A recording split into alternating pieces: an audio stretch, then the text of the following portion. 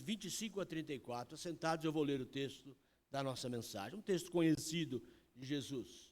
Por isso vos digo, não andeis ansiosos pela vossa vida, quanto ao que haveis de comer ou beber, nem pelo vosso corpo, quanto ao que haveis de vestir.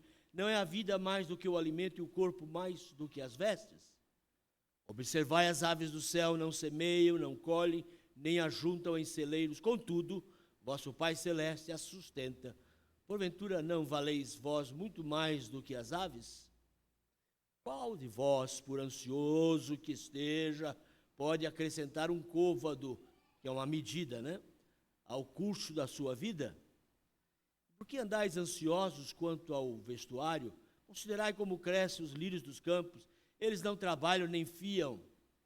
Eu, contudo, vos afirmo que nem Salomão, nem toda a sua glória se vestiu como qualquer deles. Ora, se Deus veste assim a erva do campo, que hoje existe e amanhã lançada no forno, quanto mais a vós outros, homens de pequena fé? Portanto, não vos inquieteis, dizendo, que comeremos, que beberemos, ou com que nos vestiremos, porque os gentios, os pagãos, os ímpios, é que procuram todas estas coisas, pois vosso Pai Celeste sabe que necessitais de todas elas. Buscai, pois, em primeiro lugar o meu reino e a sua justiça, e todas estas coisas que eu acabei de falar vos serão acrescentadas. Portanto, não vos inquieteis com o dia de amanhã, pois o amanhã trará os seus cuidados, basta ao dia o seu próprio mal. É aqui, irmãos. Queridos, o tema de hoje é sobre ansiedade, a cura da ansiedade. Estamos vivendo um tempo onde as pessoas estão perturbadas de tanta preocupação.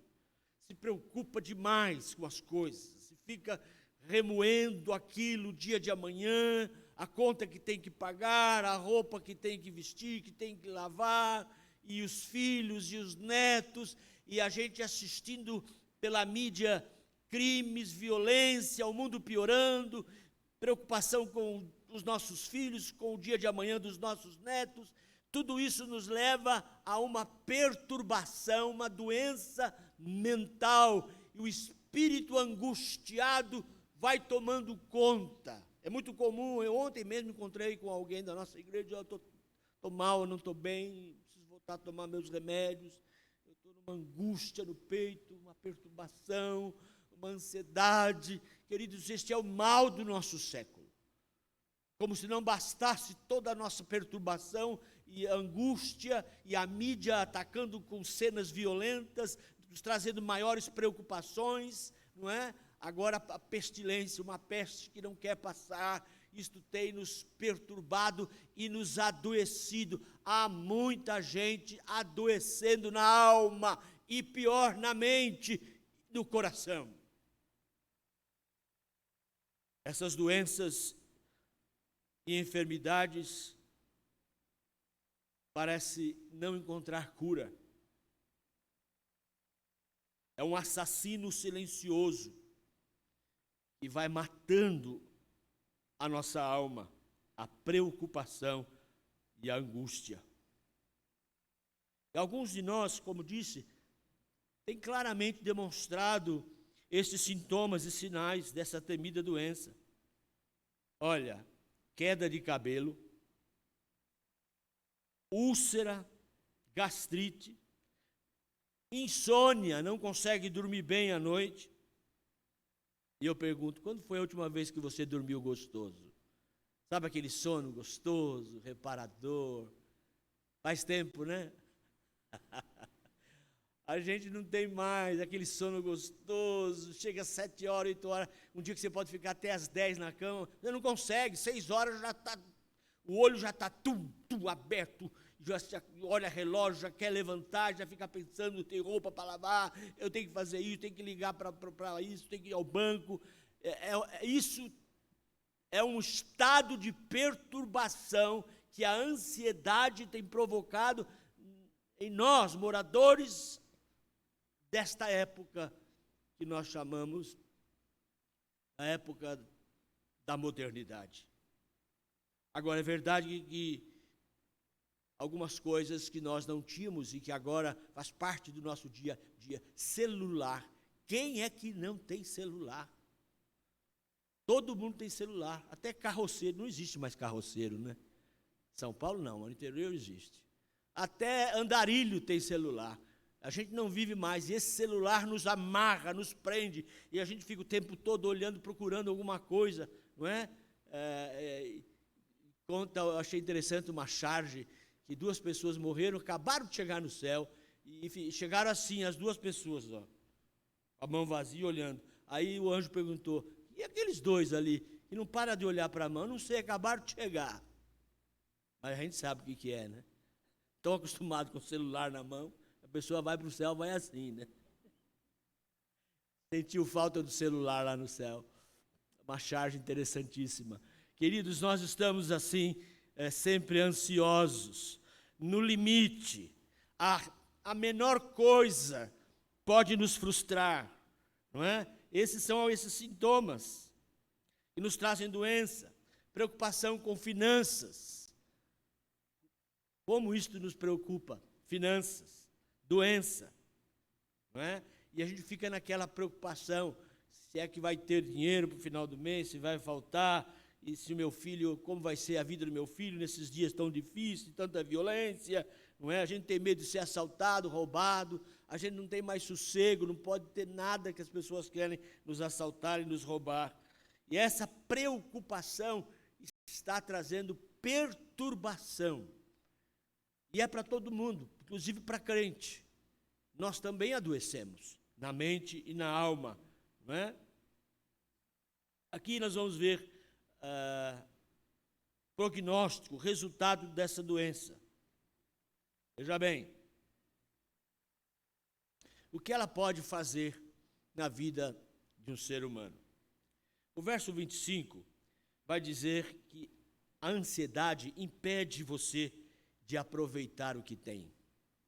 Você fica tão ansioso, tão angustiado, que você nem sequer consegue aproveitar o que Deus já te deu, o que você tem. Às vezes nós não aproveitamos. Você percebe que a gente está sempre reclamando, a gente nunca está contente, não é? E a gente parece que a gente quer sempre mais, porque a mídia fica nos colocando essa ansiedade. Ela coloca lá, essa é a nova geladeira de 2 portas, e tem o freezer embaixo e o freezer em cima. Aí você olha para a sua geladeirinha e fala, amor, nós precisamos comprar uma geladeira nova. Aí já começa a ansiedade e a preocupação. A mídia colocou isso. Você viu aquela geladeira diferente de 2 portas, pronto.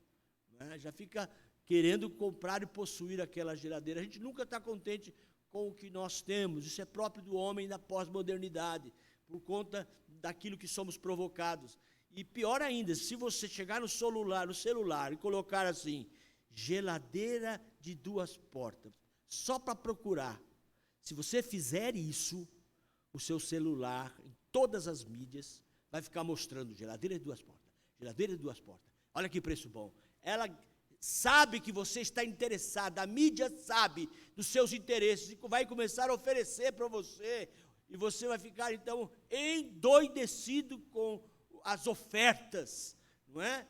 E é incrível como isso funciona. Eles falam que é um tal de algoritmo.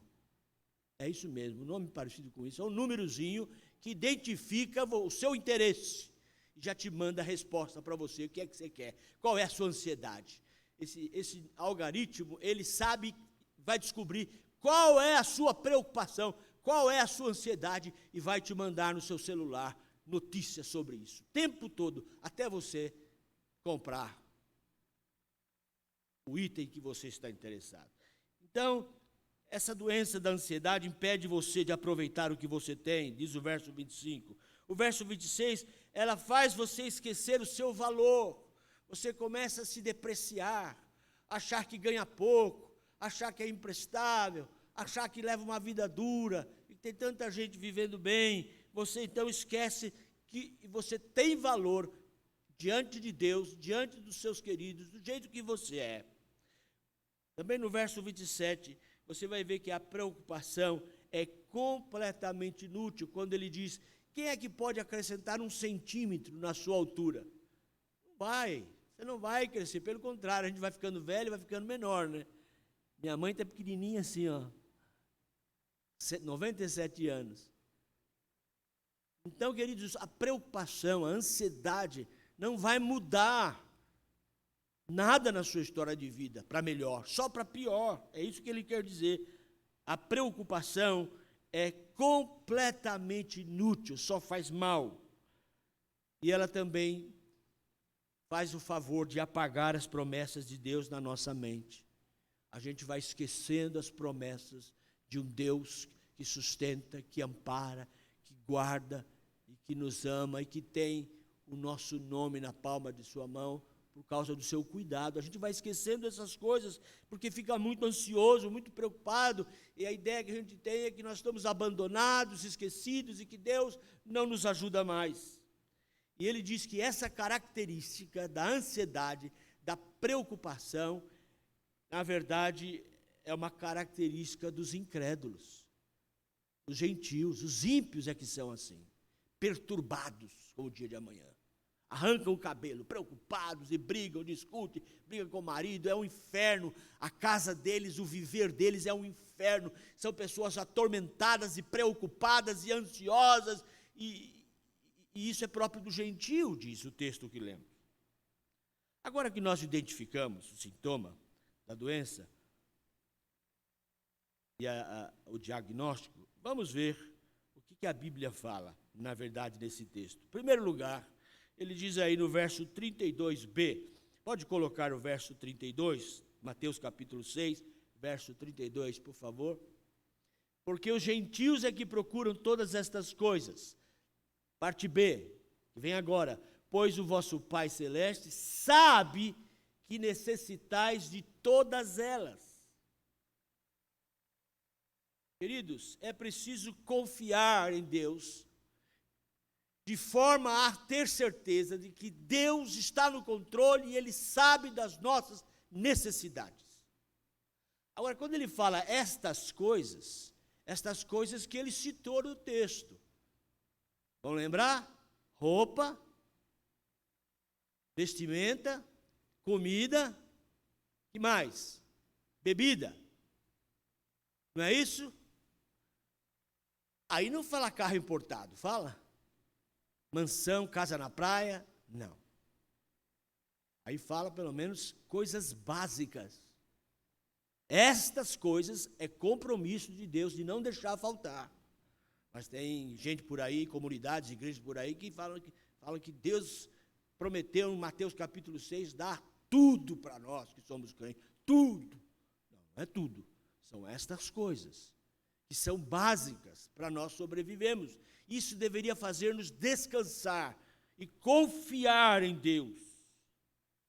Queridos, e confiar em Deus é muito mais do que palavras vazias, é uma dependência total de Deus. Olha o que diz Provérbio 3, de 5 a 6. Confia no Senhor de todo o teu coração e não te estribes no teu próprio entendimento. Reconhece-o em todos os teus caminhos e Ele dirigirá o teu caminho e a tua vida. Confia no Senhor, descansa nele. Ele sabe das nossas necessidades básicas. O problema é que nós deixamos de acostumar com as necessidades básicas, a gente sempre quer mais. É interessante como a pessoa da roça, do sítio, como eles são simples. E eles aprenderam a viver com a simplicidade. Nós não. Nós das grandes megalópolis, como São Paulo, a gente se quer mais. Porque o vizinho tem uma geladeira de 2 portas em cima e 2 portas embaixo, eu também quero ter. A gente sempre quer mais, a gente fica olhando a vida dos outros. O vizinho agora não tem um fusquinha, ele tem um carrão, um SUV, que custa 150 mil. E a gente vai entrando nessa preocupação, nessa ansiedade, olhando o que o mundo oferece das grandes cidades. E isso rouba a nossa paz, essa ansiedade, essa preocupação nos leva a viver, a querer viver uma qualidade de vida complexa. E quando a gente vive na simplicidade, na humildade, a gente vive em paz. Aí a gente diz aquele texto, eu era feliz e não sabia. Eu lembro dos meus tios que moravam lá no interior do estado de São Paulo, em Martinópolis, perto do Presidente Prudente. Uma vida simples, uma cidadezinha pequena, uma simplicidade, aquelas roupas simples, né? Aí a gente via aquela roupa e o pessoal falava, mas isso é roupa de jacu, né? de caipira, mas aquilo trazia para eles como necessidades básicas, não precisava mais do que aquilo. Tinha uma roupa de ver Deus, uma roupinha melhor para ir na igreja, e aquela roupa simples. Agora, nós estamos sempre ansiosos, preocupados com a roupa melhor, preocupados com a comida melhor, de ter abastança, não é? E a gente começa a ofender a Deus, porque a gente perde a confiança de que Deus prometeu nos suprir todas essas necessidades. Agora, saiba que Deus sabe do que você precisa. Filipenses 4,19 diz assim: o meu Deus suprirá todas as vossas necessidades de acordo com as suas riquezas na glória em Cristo Jesus. Deus sabe das nossas necessidades. Ele conhece. Paulo diz isso. Paulo aprendeu a viver na dependência total de Deus. Por isso, queridos, nós precisamos nos vigiar a nossa mente e tirar essa perturbação de ansiedade, de sempre querer mais e mais e mais e mais e comparar com os outros. Isto trará perturbação na alma, angústia e uma doença.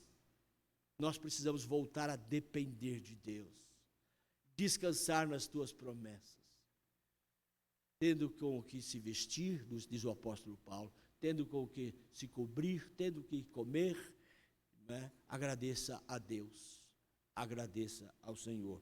É voltar à simplicidade e à dependência total de Deus. Confiar em Deus. Em segundo lugar, busque a Deus. Em primeiro lugar, busque a Deus primeiramente. Esse é o segundo tópico. Busque a Deus primeiramente. Queridos, trata-se de prioridade buscar a Deus. O texto diz isso. Mateus 6:24. Buscai em primeiro lugar o seu reino, e todas estas coisas vos serão acrescentadas. Buscai, pois, em primeiro lugar o seu reino, a sua justiça, e todas estas coisas vos serão acrescentadas. Aí não tem carro importado, aí não tem luxo, casa na praia, fazenda, não. Estas coisas que ele está se referindo, roupa, comida, bebida e a cobertura que Deus nos dá. É promessa de Deus. Isso, e queridos, buscar a Deus em primeiro lugar é uma prioridade. Você não pode pensar assim, vou pensar se eu vou buscar a Deus em primeiro lugar, ou vou decidir ainda. Não, é preciso buscar a Deus em primeiro lugar na sua história de vida. É Deus em primeiro lugar, depois vem as demais coisas. O texto diz, ninguém pode servir a dois senhores, porque ou há de odiar um e amar o outro, ou então se apegar a um e desprezar ao outro. Não podeis servir a Deus e a Mamon, que é o Deus da riqueza. Observe que Jesus disse que não podemos, queridos, servir a Deus e ao dinheiro. Ele não disse não deveria ou não tentaria, mas ele disse não podereis. Vocês não podem servir a dois senhores. Ou vai aborrecer um e agradar a outro. Jesus nos ensina que valores concorrentes não podem coexistir. Um vai sobrepujar o outro valor. E nós temos dois valores aqui, é Deus e a riqueza, e a vida boa e o dinheiro, e o rei Mamon, Deus dinheiro. Se você colocar o dinheiro em primeiro lugar, vai sobrepujar a Deus. É preciso colocar Deus em primeiro lugar, para que essas coisas, dinheiro e subsistência, estejam na dependência de Deus. É Deus quem vai cuidar dessa situação. Por isso ele diz, busque primeiro o reino de Deus. Busque o reinado e o governo do reino de Deus. Você não pode ter um reino sem um rei. Portanto, busque a vontade do rei. Procure o rei. Buscai o Senhor enquanto se pode achar. Ele é o nosso rei. invocai enquanto ele está perto, diz Isaías. Se vós então ressuscitaste com Cristo, buscai as coisas que são de cima, aonde Cristo está assentado à direita de Deus. Queridos, a palavra de Deus está cheia de textos que nos levam a buscar a Deus, a se preocupar com as coisas espirituais mais do que as materiais. Mas eu não sei, parece que a gente prega, e lê, e sai daqui já preocupado com as coisas materiais. Isso tem sido o mal do nosso século. Nós estamos muito preocupados com as coisas materiais, com a matéria, com o ter, o possuir. Nós precisamos buscar o Rei, buscar as coisas do nosso Rei, do nosso reinado, as coisas espirituais. Buscar a Deus em primeiro lugar. Se preocupar mais com as coisas espirituais. Vir à igreja, participar da obra do Senhor, servir ao Senhor com alegria. Não ficar tão preocupado com as coisas materiais. Ah, pastor, mas se eu não trabalhar, se eu não se preocupar, a comida não chega lá em casa. Não estou dizendo de você ficar dormindo o tempo todo. Estou dizendo que é preciso colocar as coisas nos seus devidos lugares. Deus em primeiro lugar. Depois as demais coisas serão acrescentadas. Sabe por quê? É Deus que vai abrir as portas. E o milagre vai acontecer. O emprego que você precisa, milagrosamente virá. Milagrosamente virá. Deus tem feito isso, nós temos visto. Milagres acontecendo. Deus abrindo portas, fechando outras. Deixa Deus dirigir a tua vida. É melhor assim. Ele vai te colocar no lugar certo, no emprego certo. Quando nós deixamos de buscar a Deus e queremos fazer por nossa própria força, nós entramos por caminhos errados, empregos ruins, e a gente só sofre, anda para trás. Deixa Deus ir à frente.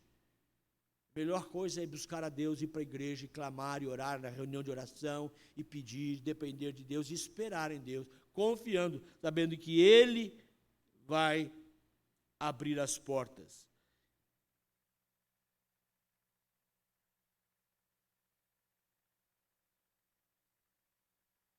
Portanto, essa segunda parte da mensagem diz que nós devemos buscar as coisas que Cristo prioriza. Não ande arrastando os pés, olhos no chão, absorvido com as coisas terrenas, aquelas que estão só para baixo. Olhe para cima, olhe para o alvo que é Cristo, olhe para Deus, pense nas coisas de cima, fique atento ao olhar de Cristo. Ou seja, veja as coisas na perspectiva de Deus. O que é que Deus tem para mim? O que é que Deus quer para mim?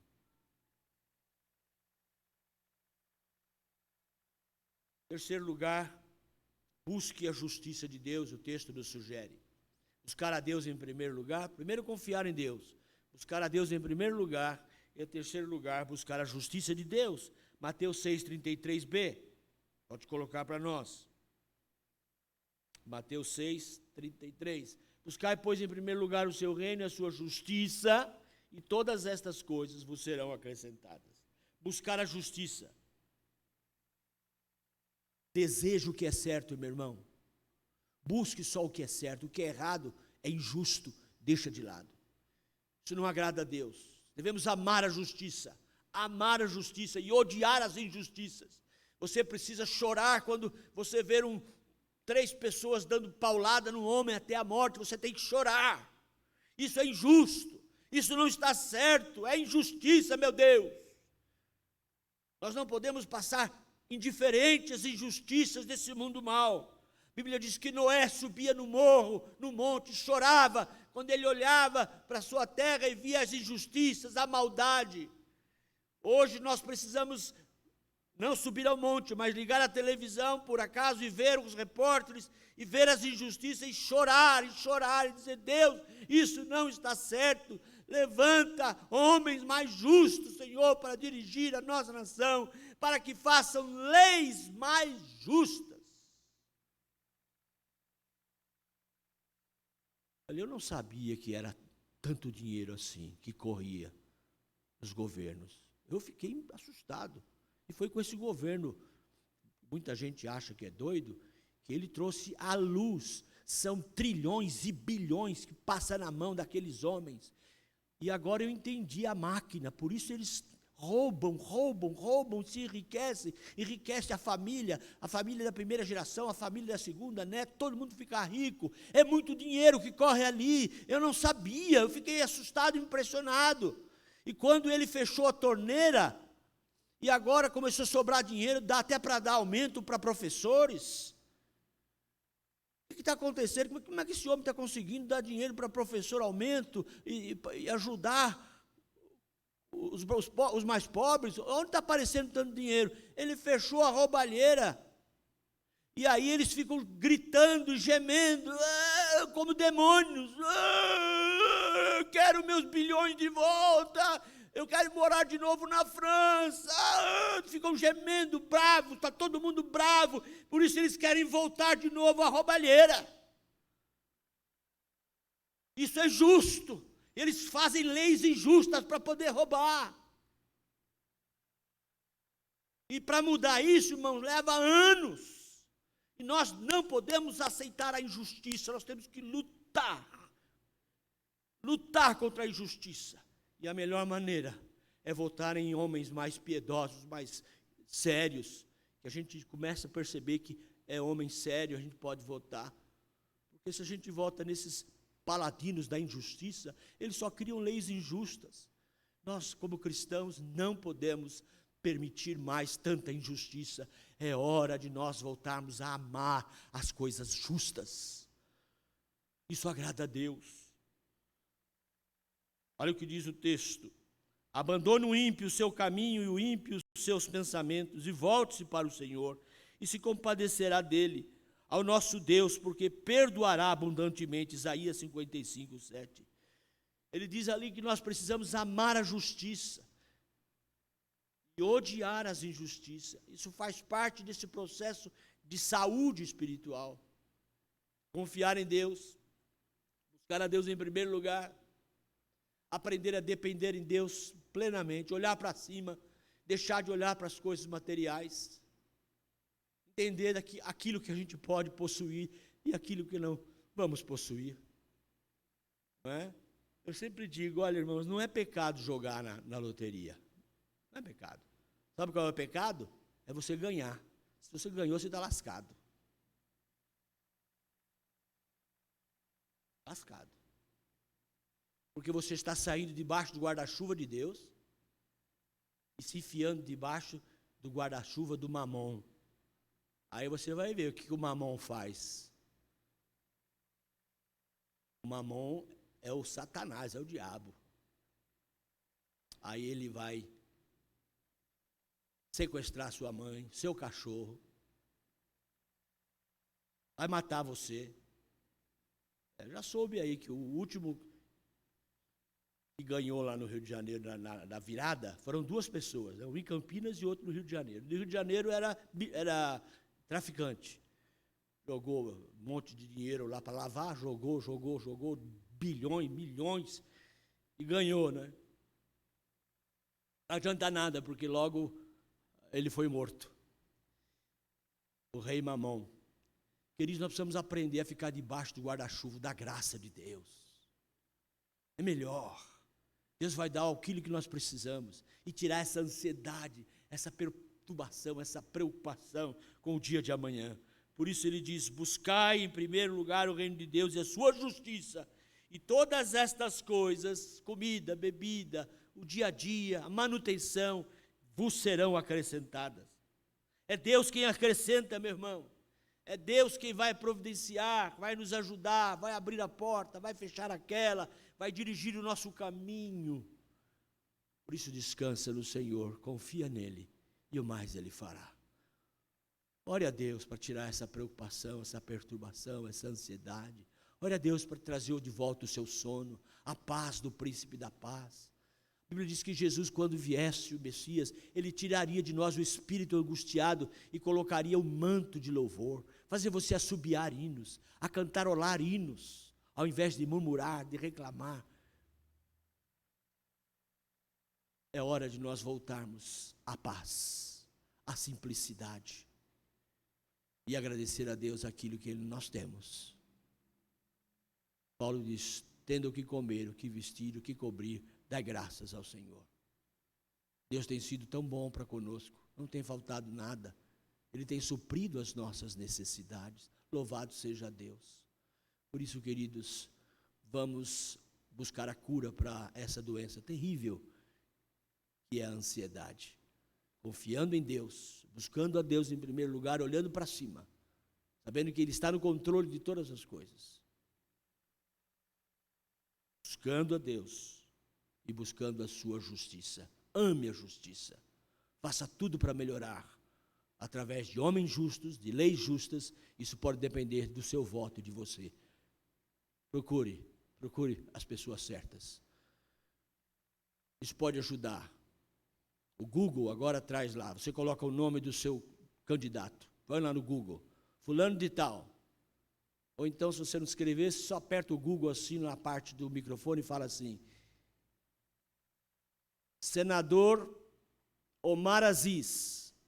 Aí vai aparecer um calhamaço de roubalheira. Vai votar nele? Outra vez? Senador Renan Calheiros. Aí ele vai trazer lá um calhamaço de processo de roubo contra ele. Você vai votar de novo nele? Você vai querer injustiça de novo? Aí, se você colocar Luiz Inácio Lula da Silva, vai ficar meia hora só falando da roubalheira e das coisas erradas. Mas tem gente que vai votar nele. Você ama a justiça ou você ama a injustiça? Como é que é isso? Você quer justiça? Você é paladino da justiça ou você ama a injustiça? A Bíblia diz que Deus odeia a injustiça. Por isso depende de nós mudarmos esse país para melhor. Somos paladinos da justiça e vamos procurar as pessoas mais piedosas, as pessoas mais corretas. E agora nós temos aí o Google que pode nos ajudar a investigar esses nossos candidatos. Esse ano nós teremos eleição. Cuidado, não podemos errar de novo. Oremos. Ó Deus, quanta ansiedade, quanta preocupação. Estamos nos adoecendo, Senhor, com medo da pandemia. Preocupação com o desemprego, ansiedade se vai faltar as coisas amanhã, ansiedade com os nossos parentes, nossos filhos, ansiedade com tanta injustiça, com tanta maldade, nesse mundo mau, corrupto. Oh Deus, ajuda-nos, não queremos adoecer na alma nem na mente, dá de volta o nosso sono tranquilo, faz-nos adormecer, como diz a Tua palavra no Salmo, e logo eu deito e pego no sono.